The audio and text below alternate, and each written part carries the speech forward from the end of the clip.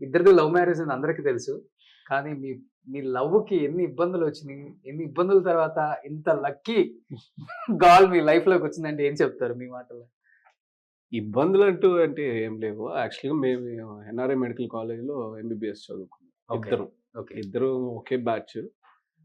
ఆహ్, ఫార్చునేట్ ఏంటంటే తను రోల్ నంబర్, నా రోల్ నంబర్ పక్కన పక్కన 66 అండ్ 67.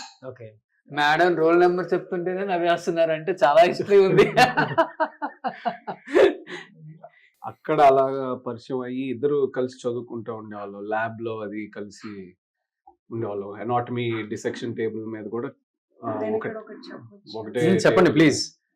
అంటే బాయ్స్ కొంచెం చలాకీగా ఉంటారు. అప్పుడప్పుడు క్లాసెస్ బంక్ చేస్తుంటారు కదా. హ్మ్.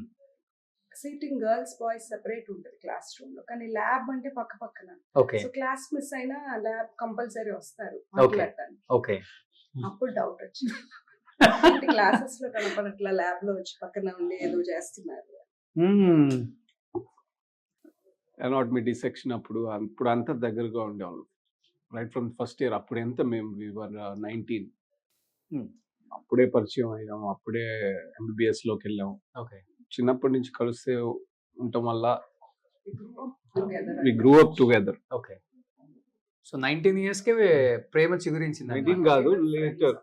Only friends. Okay. Later. Hmm. అలాగా